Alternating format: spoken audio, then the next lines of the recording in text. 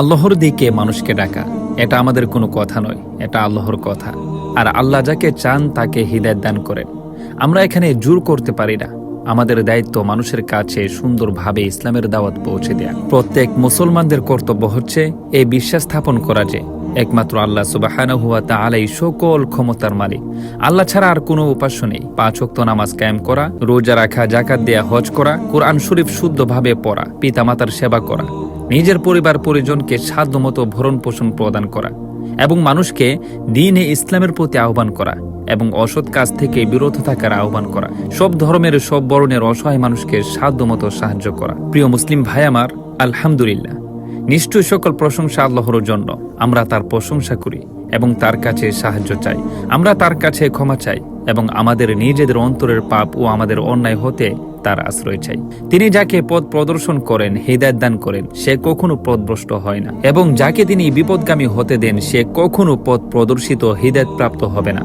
আমি সাক্ষ্য দিচ্ছি একমাত্র আল্লাহ ব্যতীত আর কোনো উপাস্য নেই, তার কোনো শরীক নেই, এবং আমি সাক্ষ্য দিচ্ছি যে মুহাম্মদ সাল্লাল্লাহু আলাইহি ওয়াসাল্লাম তার বান্দা ও রাসূল। তার উপর, তার পরিবারের উপর, তার সাহাবীদের উপর এবং যারা হাসরের দিন পর্যন্ত ভক্তি করে তাকে অনুসরণ করবে তাদের উপর যেন আল্লাহ শান্তি ও অনুগ্রহ বর্ষণ করেন। মহান আল্লাহ এবং আল্লাহর রাসূলের পরে সর্বপ্রথম কৃতজ্ঞতা প্রকাশ করছি আমার শ্রদ্ধেয় আম্মা ও আব্বার প্রতি। আমার স্নেহময়ী আম্মা এবং আব্বা যাদেরকে আমি জন্মলগ্ন থেকেই কষ্ট দিয়েছি এবং আজও 40 বছর ধরে কষ্ট দিয়েই যাচ্ছি। আর আমার আব্বা আম্মা তার সব হাসি মুখে বরণ করে নিয়ে আমাকে ক্ষমা করে দিচ্ছেন। আজ পর্যন্ত আমাকে স্নেহ মমতা দিয়ে বুকের কাছে আগলে রেখেছেন। সর্বপ্রথম আম্মা জানের কাছ থেকে আমি শিক্ষা লাভ করেছি অসহায় বিপদগ্রস্ত মানুষকে ভালোবাসা।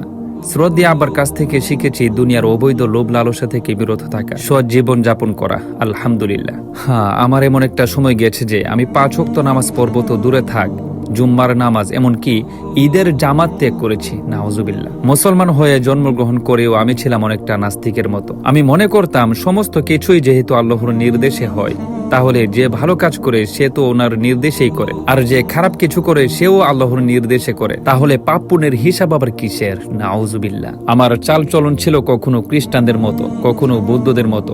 আমি খ্রিস্টানদের মতো ক্রস গলায় ঝুলাতে পছন্দ করতাম। একটা খ্রিস্টান মেয়েকে খুব ভালোবাসতাম। আমার অনেক খ্রিস্টান বন্ধু ছিল, বৌদ্ধ বন্ধু ছিল। আমি আমার বৌদ্ধ বন্ধুর সাথে ঢাকা মিরপুরে অবস্থিত শাকমুন্নি বৌদ্ধ বিহারে সময় কাটাতাম। তাদের কালচার আমার কাছে খুব ভালো লাগতো। হারাম অনেক খাবারও আমি তাদের সাথে খেয়েছি। নাউজুবিল্লাহ। আমার অনেক মেয়ে বন্ধুও ছিল।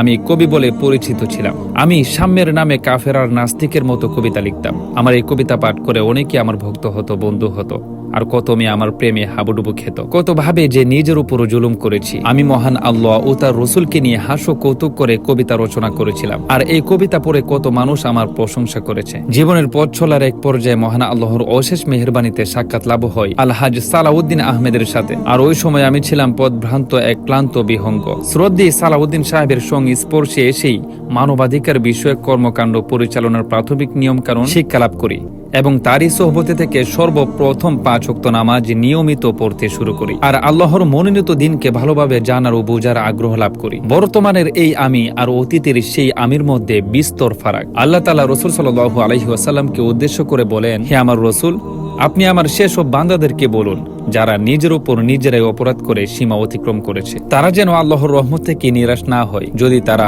অনুতপ্ত হয় এবং ক্ষমা প্রার্থনা করে, তাহলে নিশ্চয়ই আল্লাহ ইচ্ছা করলে সকল অপরাধ ক্ষমা করে দিতে পারেন। কত ভাবে যে নিজের উপর জুলুম করেছি। আমি মহান আল্লাহ ও তার রসুলকে নিয়ে হাস্য কৌতুক করে কবিতা রচনা করেছিলাম, আর এই কবিতা পড়ে কত মানুষ আমার প্রশংসা করেছে। দ্বীন ইসলামকে জানার বোঝার আগ্রহ এবং একমাত্র মহা শক্তিশালী পরম করুণাময় আল্লাহ তাআলার উপর তাওয়াক্কুল করার শিক্ষা লাভ করেছিলাম আমার হুজুর পরম শ্রদ্ধেয় আলহাজ সালাউদ্দিন সাহেবের কাছে, আর তার কাছেই পেয়েছিলাম এক নতুন জীবনের সন্ধান। সকলের কাছে দোয়া চাই, আল্লাহ যেন আমাকে মৃত্যু পর্যন্ত ইসলামের পথে অটল থাকার তৌফিক দান করেন।